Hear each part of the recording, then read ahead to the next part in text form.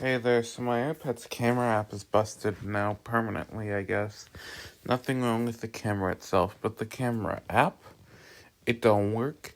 And since YouTube uses that instead of direct access to the camera, I can't record that anymore. So I have to record an audio thing and then edit it and do all that stuff. I'm just gonna hopefully upload this completely raw to YouTube the best I can with some color background or something. But the main thing I wanted to say is the fact that, well, I've lost over 2 hours of video content to my iPad not recording properly. So that's why I haven't been uploading. I've lost 2 hours. But the main thing I wanted to say is that, I was in a Japanese class at school, and I was doing pretty good the previous semester. That's when I was taking it.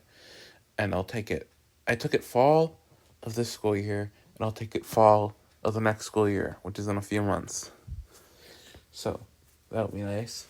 But the main thing I want to say is the fact that since I'm not in the Japanese class right now, I take a Duolingo class every day, like every night, and sometimes I forget. But I've been doing it for quite a while now, and then today, they keep rearranging their lesson structure, and they put me 10 units in, which makes it, they put me 10 units in after they've rearranged their unit structure to be completely linear, which is a bad way to learn a language.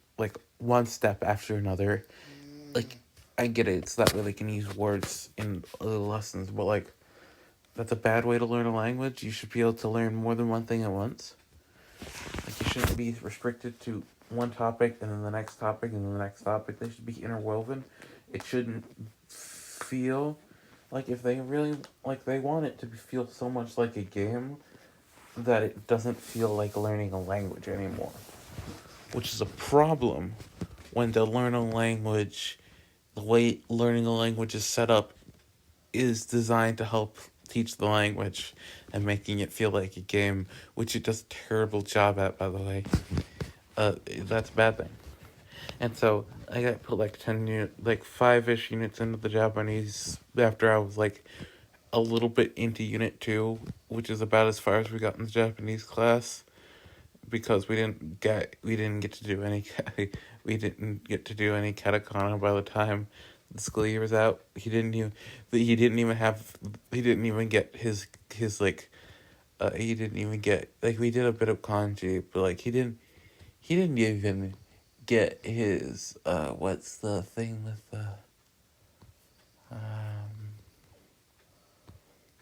what are those things called with the precious those are called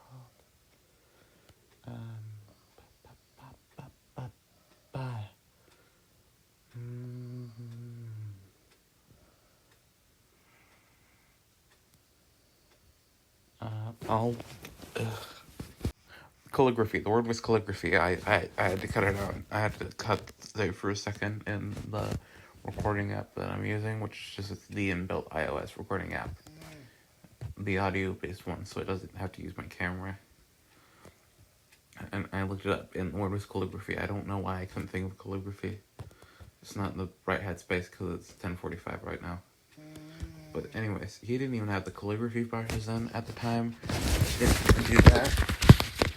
So it was just pencil and paper learning Japanese, and it was quite fun. I enjoyed it, and I try my best to remind myself in Duolingo.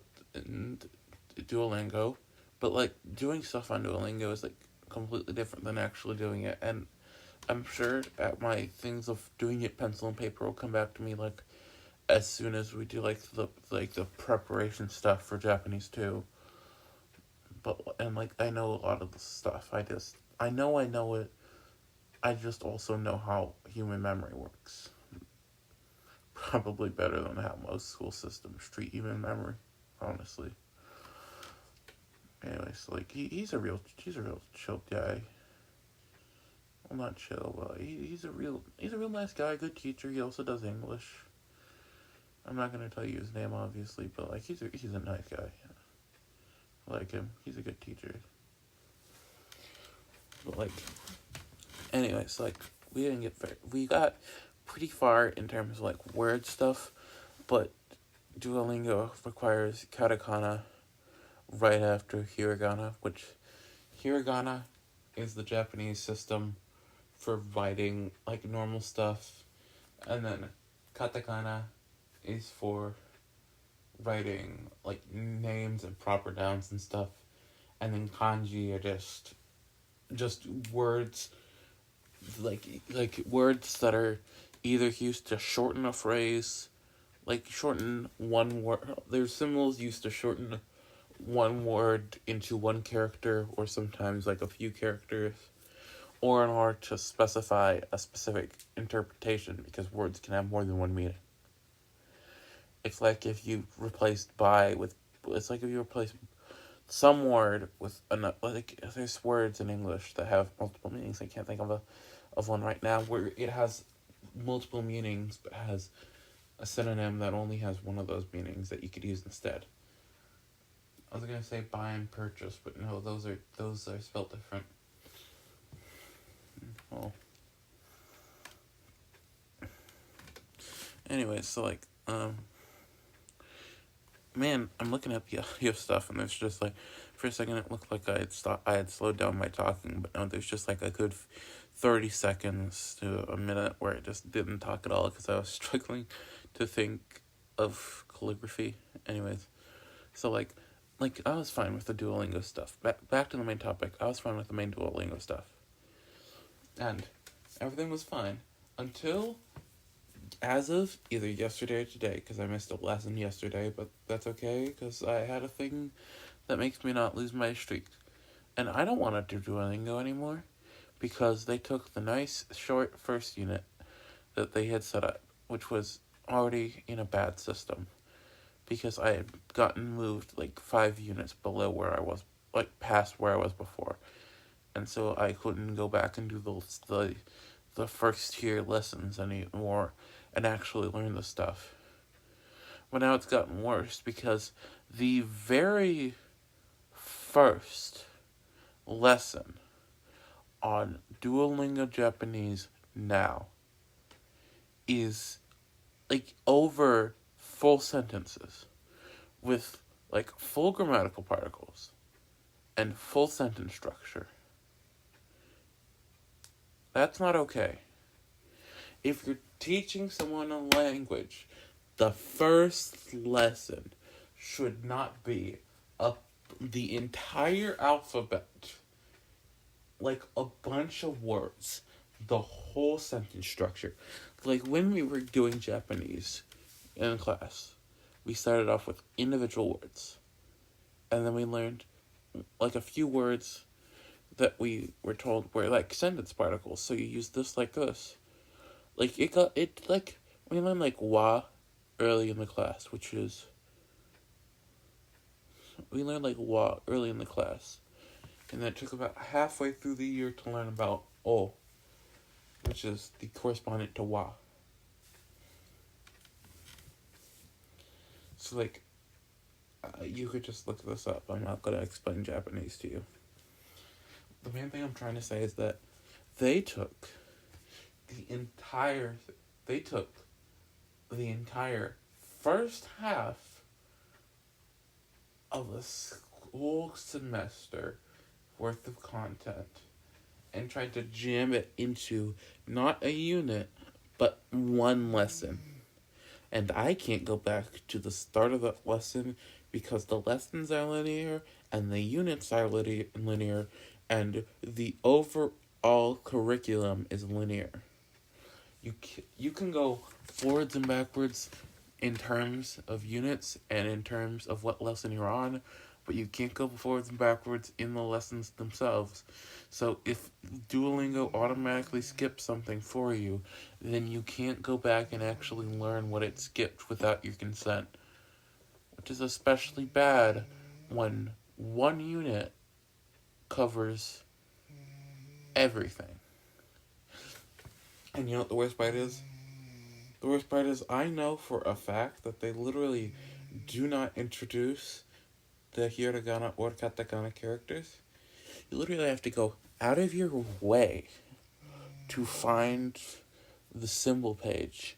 And then they'll explain a random 5 characters to you every time you do a lesson, and the lessons get harder and harder and harder. So basically, every time you want to learn about a random 5, and you have to level up the characters in order to learn more about them. So you have to get 5, there's 5 tiers, and you get a random 5 characters out of all of the hiragana and the katakana, as well as letter conjugations. Like, there's ki, there's ki becomes chi. And so, there's no other way to get cha. And so, it sounds like cha, which do exist. Like cha-i, chai. A-i, chai. A-i becomes I, because there's like glide in there, I think, is the term. So chai would be cha, ya, e, but the ya is written in subtext, so that way you know not to pronounce the ya, but also not to pronounce the e coming before the ya. So you don't pronounce the e or the ya, so it's just cha. But also sometimes you get things like she becomes sha. Not sha, it's shia. Sha. Not sha, sha.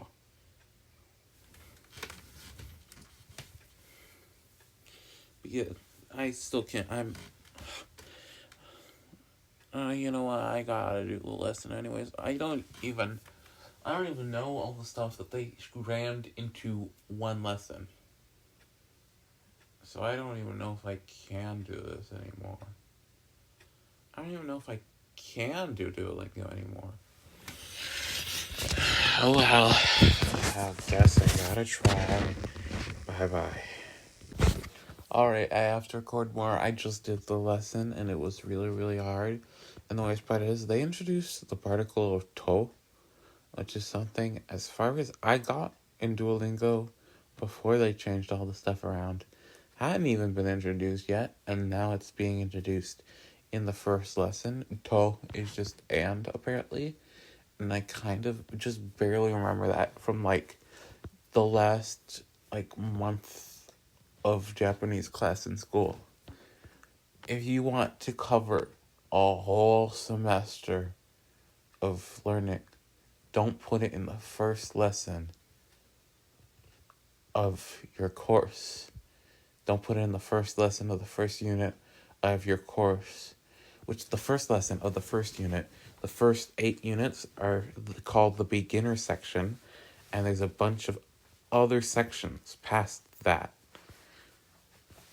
So basically, the first unit of the beginner section, the first lesson of the first unit of the beginner section starts off with a whole semester worth of content, and I hate that.